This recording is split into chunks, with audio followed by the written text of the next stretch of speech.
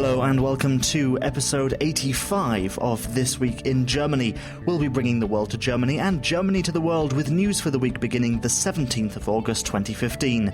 My name's Daniel. And my name's Rob. Each week we feature stories from the news, society, and culture in the English language. If you want to find out more, including ways to follow us on Facebook and Twitter, go to our website thisweekingermany.de.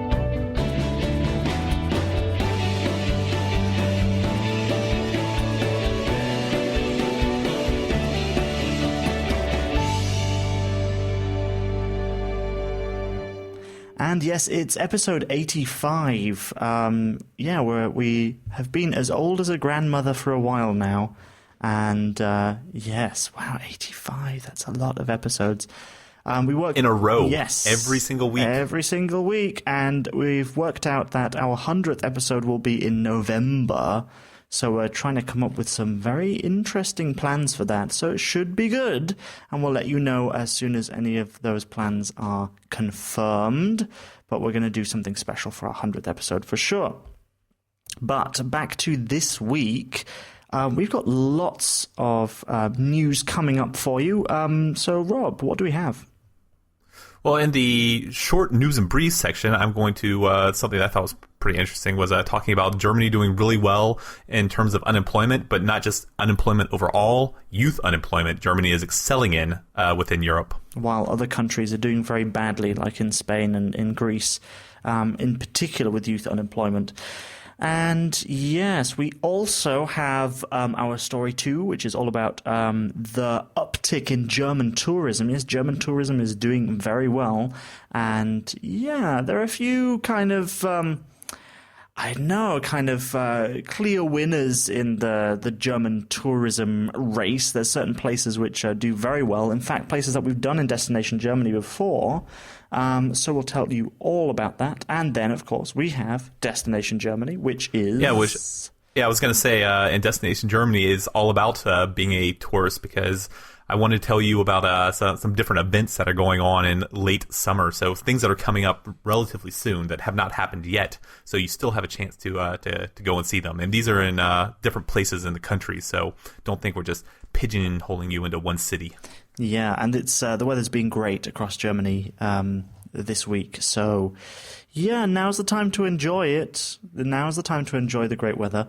Though there was just a thunderstorm here. So, you gotta get it while it's there. You gotta get that good weather while it's still there. Otherwise, you'll only be complaining about the cold weather when that time of year comes around again. Oh dear. No, do these late summer events, and you can find out about those later on in the program. Anything else from your news in brief, which is particularly exciting and tantalizing, Rob? There's a story about stolen monkeys. Okay. Well, I guess I don't want to reveal too much about that before, but I am intrigued. Let's just put it that way. But now to our top story. Germany is getting rid of nuclear power. In fact, it expects to have shut down all its nuclear power plants by 2022. But all of those power plants produce waste. That waste is difficult to get rid of. Most methods of generating nuclear power don't allow for the recycling of waste. Therefore, it has to be stored underground until the atoms of the radioactive material decay. The problem is, this can take thousands of years. But here's for the new thing. This is the thing which happened this week. The German government has now announced a plan to deal with the waste generated until the total shutdown is complete. That is, the waste from now until 2022, all the waste that's generated then, where will it go? Well, this is what's included in the new plan from the government. There will be two locations. One will store low and medium radioactive waste. That'll be in the Konrad shaft, a disused mine in Salzgitter in the north of Germany. The problem is that the second location has not yet been found. This would have to store the most radioactive material. But the geological characteristics have to be perfect to keep waste from leaking out. That makes it hard to find the right location. And, understandably, none of the German states wants to be the one to host that kind of material. While it will be tough to find a site, the government has been clear. At least the country is doing something to stop the continual production of waste, meaning shutting down the reactors. Plus, the country is taking the safety requirements very seriously. At least, that's what the government said in their press conference this week. How do they decide on which locations they're going to use for nuclear waste, and when do they have to decide by? Well, it's a long and complicated process, a very, very long process, in fact, and you have to basically make sure that the soil, so you're going to store it underground, that the soil above this mine shaft or wherever you're storing the waste, that it's not going to shift and move, that the sediment is going to be solid, because if you have any kind of shifting or moving, that means that something could collapse that would then release the waste. It also has to be solid in the sense of if something leaks within the mine itself, that's not just going to go straight into the water supply through underground water flows. So, yeah, it's a very important and careful task that they have to do to test all of these sites geologically, the ones that they're the candidate sites. There has to be no shifting earth, so Germany has a few places with minor tectonic activity, and so they can't go anywhere such as in the Alps or any of those kind of big mountainous areas. But the timeline for this is a long one. The location is going to be chosen in 2031. Yeah, just the location being chosen in 2031. Wow. But the final conversion of whatever mine or shaft that they choose will be finished in 2050. That's a long time, but once these waste centers actually are complete and they do transfer the waste to the centers, how can they secure the safety of these sites? Well, often when people think about the safety of the site, they think about, terrorists getting their hands on the nuclear waste and using it for something evil. But the safety of the site has little to do with the security of the buildings at the top, but of course they have to be secure as well. I mean, the sites are monitored by police and under heavy security. But there is a bigger risk from leaks and human error. And at a current facility in Asse, is the name of the facility, it was determined that the former mine was at risk of losing stability, as in the walls of this former salt mine were shifting, and that they would lose their consistency and therefore could collapse. And maybe not at any moment, but certainly it's not one of those things where you can just store nuclear waste there for the centuries that it will take for them to lose their radioactivity. So yeah, it's a very tough task because of course they invested billions into making that site suitable for nuclear waste, and they wouldn't invest all of that money lightly, and yet it's still not suitable. And this is making people who are very concerned about nuclear energy even more worried. While they're happy that the sites are being shut down, they do know that material that's generated until then has to be stored somewhere, and so they're finding it difficult to come to terms with that fact, and they're worried that the nuclear material, despite the billions invested and all the research done, will not be stored safely. Is there any sort of downside to the plan? Are there any sort of safety concerns? Well, we just don't know yet because the locations haven't been revealed yet, and they're going to take a long time to find the right location. But the downsides would come from all of the usual safety risks that come with nuclear material.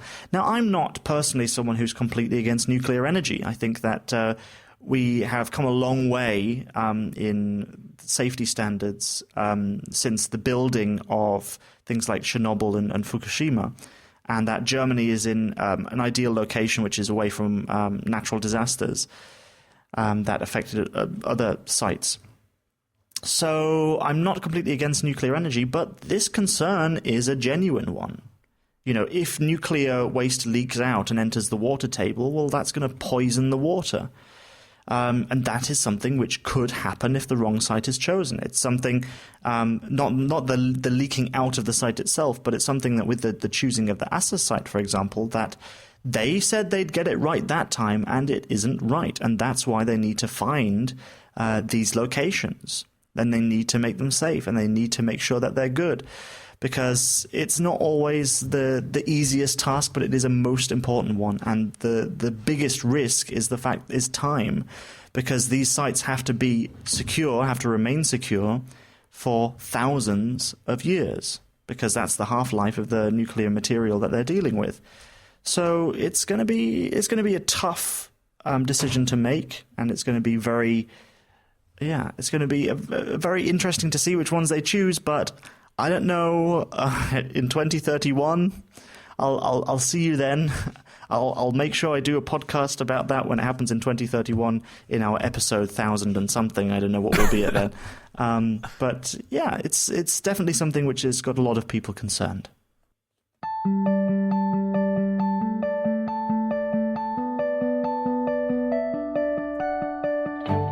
And now for this week's News in Brief. A strong point for Germany, and something that it's known for, is its workforce. The country is happy to see this past week when a new report came out for employment. And Germany's youth workers, those aged between 15 to 24, had the lowest percentage of unemployment in the entire European Union. The report for unemployment is taking into account the youths in this age group that either don't have a job currently or who are not in training, which includes school. Germany has a very good rate of only 7.7% of youth that are considered unemployed. One of the largest reasons for the positive statistics are the amount of opportunities that people have in Germany to attend educational services, as well as apprenticeships once formal education is over. A spokesperson from Germany's federal government said that they now have plans for the Bundeswehr, Germany's army, to leave its current mission in Turkey at the beginning of 2016. Right now, 250 German soldiers as well as a missile system are located on Turkey's southern border to help protect it from the Islamic State located in Syria. Some thought that this might be a political decision, as violence had taken place that was instigated by the Turkish military against the Kurds. But the real reason is about economics. Keeping these highly trained soldiers as well as the missile system in Turkey comes with a high price tag. Last Sunday night, there was a strange burglary in the city of Dortmund. Thieves broke into the city's zoo and stole monkeys. These were not just any monkeys either. They were special pygmy monkeys, measuring only 16 centimeters, that's about 6 inches, in height. They are the world's smallest species of monkey. What makes this story even more upsetting are that the stolen monkeys were set in a breeding program, as they're quite rare. A spokesperson from the zoo said that these monkeys are almost irreplaceable for the city. This is not the only recent zoo robbery in Europe either. A woman in Macedonia stole a baby baboon, and 17 monkeys were stolen earlier in France in the month of May. Volker Kauder, the parliamentary faction leader, told the CDU lawmakers that they need to be supportive of the new Greek deal being set up. If they wanted to oppose the government's bailout plan for Greece, they were not suitable to be members of key parliamentary committees. He said that those CDU members that voted no against the deal cannot stay members of the committee, which are important to maintain a majority standing. Many within the party were not happy with Kauder's message, and at least one believed that he should be disqualified as a faction leader because of it.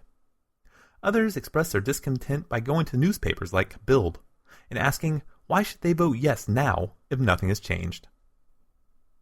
The Interior Minister, Thomas de Maizière, has called in to have the benefits for those taking asylum in Germany to be reviewed. Right now, the amount that asylum seekers must legally receive after having their application accepted is similar to a police officer's salary in Kosovo or Albania, he said. That the committee needs to take a look to see if any changes can be made while still protecting and keeping human dignity. But these benefits cannot be reduced just to save money.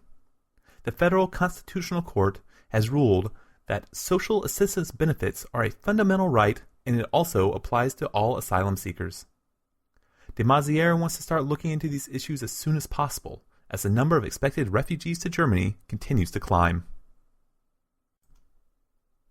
Sigmar Gabriel, Germany's vice-chancellor, has brought up that other EU member countries need to take in more refugees coming to Europe. He said that there needs to be a fair split between all countries. Germany, Austria, and Sweden are taking in the most right now. Gabriel mentions that other countries are taking in only a few, or none at all. EU leaders had a plan. Countries would agree to take in refugees to their country, as the majority were entering in through Germany. But this did not work when many of the target relocation quotas were not met, when several of the countries decided to back down from taking their intended number of refugees. Gabriel said that some countries were only using the EU when it benefited them, and were not accepting their responsibility to the whole. And it would be people like this that would destroy Europe as it is today. Story 2 now, and tourists love Germany. We're not just saying that, the official stats confirm it. The German Tourism Board expects 2015 to be the 6th record-breaking year in a row. In the first half of 2015, 193.7 million overnight stays were recorded, an increase of 3%. Popular destinations include top sites such as Neuschwanstein Castle and in Bavaria, and the big cities such as Berlin. The spokesperson of the German Tourism Board said they had the 2006 Football World Cup to thank for the record numbers. She said it massively improved Germany's image in the world. But most of the tourists are not foreigners. Germans love holidaying in their own country thanks to the number of sites and the well-developed infrastructure, making it easy to get there. Those statistics also only include accommodation with at least 10 beds. It doesn't include people who rent an Airbnb, go couchsurfing, or camping outside of official campsites. But either way, it seems, like I said, that tourists love Germany. Well, I can really see why so many people want to come to Germany and why it is such a popular place, because there are so many wonderful destinations to go to. And coming up right now is Destination Germany. Oh, how appropriate. Where we take you on a journey somewhere in the country that we think is well worth a visit. And it's a good show for people that are tourists or people that live here. So we'll be covering all those like huge sites that everyone already knows about, or those little corners that there's like that no one knows even exists yet, and the that diamond you'll in the never rough. find That was anywhere what I was looking else. for. Yep. Yes, diamonds in the rough. And if you enjoy the destinations that we talk about each week, go to our website, thisweekingermany.de, and we'll have some photos that show you what you just listened to. Yes, so you don't just have to hear, you can also see. Wow. And you can also check out photos of our really cool destination from last week's program. We went to the very southern eastern tip of Germany to the Berchtesgaden National Park. It's a beautiful nature preserve, or nature reserve, however you like to call it, located in the state of Bavaria on the border of Austria. Here you can experience the Alps mountain range like nowhere else. Gigantic rock-faced cliffs creating narrow wooded or water-filled valleys. Find the famous St. Bartholomew Church or take a boat trip along the Königssee. Oh yeah, of course, and it was where Hitler's holiday home was, but no one even talks about that anymore. Yes, the Eagle's Nest is located there, and it has now been turned into a beer garden. And yeah, that was a nice nature destination last week, just with just a hint of evil. So do you have something more perhaps urban lined up for us today with any evil at all? How much evil is in this one? This one doesn't really have much evil, but it is going to be a little bit different than the normal destinations because I had a bit of inspiration from last week's episode. Okay, in what way? Remember how we talked about the Berlin International Beer Festival that had gone on in the previous week and how cool it sounded? But unfortunately, neither one of us were able to make it. Yeah, it was a bit of a shame because it seems to get better and better each year, and if only we had known about it a little in advance. But, oh, I see where this is going. It's a beer destination. No, but I am going to be telling you about some upcoming events in Germany before they happen. So you and I, and of course, all our loyal listeners might have the chance to make a plan to attend some of them that they think sound interesting. But can I drink beer at any of these destinations? Let me see. 1, yes. 2, maybe if you sneak it. 3, I'm sure. So where are we going? What city and what events? Well, I'm going to tell you about 3 different events. All 3 will be in different cities, so you'll have a variety to choose from.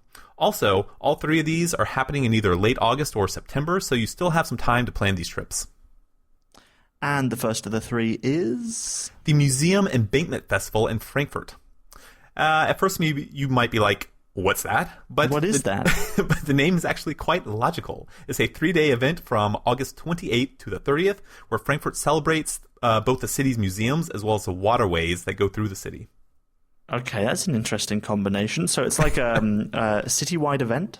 Yeah, most of the museums are spread throughout, or most of the museums that are spread throughout Frankfurt will have some special programs and presentations for visitors, and they stay open extra late so that they can try and get as many people into them and see all the exhibitions as possible.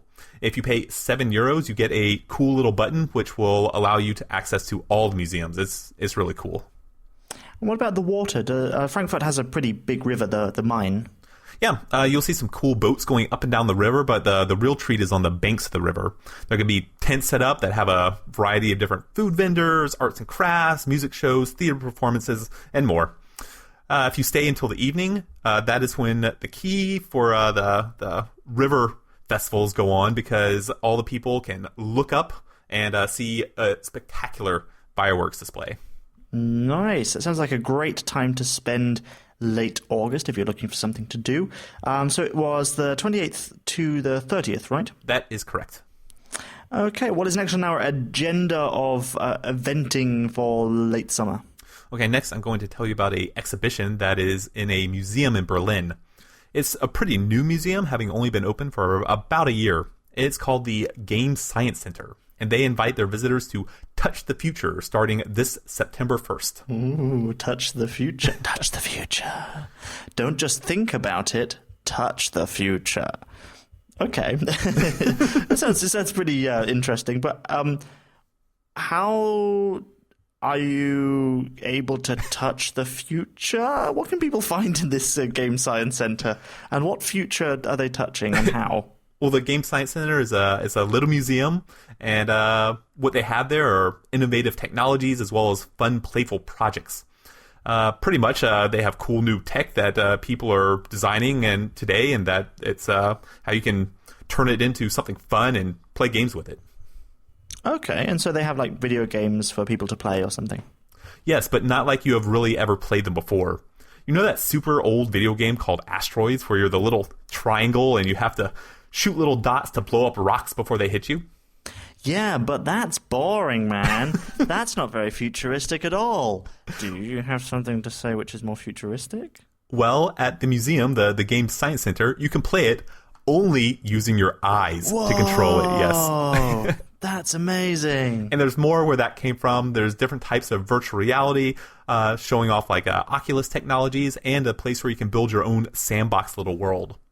They do have a movie theater inside of it. It's a very small theater where visitors can check out films today that are in the gaming field. And they're just starting a film now this week called Free to Play, which is about players that are competing for $1 million prize, playing a free-to-play game that people play all over the world. And so they're concentrating on some of these major players, and it's kind of a documentary based on what they're doing. It looks really cool. And something that's coming up in early September is where they're going to be looking at indie games specifically in Berlin, so people making their own games and what goes into doing that. And I believe if I'm right, this place is located near Checkpoint Charlie in Berlin, so I think all of the tourists who come to Berlin will know where that is. I mean, it's one of the big focal points of tourism in Berlin. Yeah, we should really go check it out in September and maybe catch one of the movies. It's a pretty small, self-funded museum, so I think that we or anyone interested in cool gaming technology can take an hour or two to go see what they have on display there. Yeah, definitely.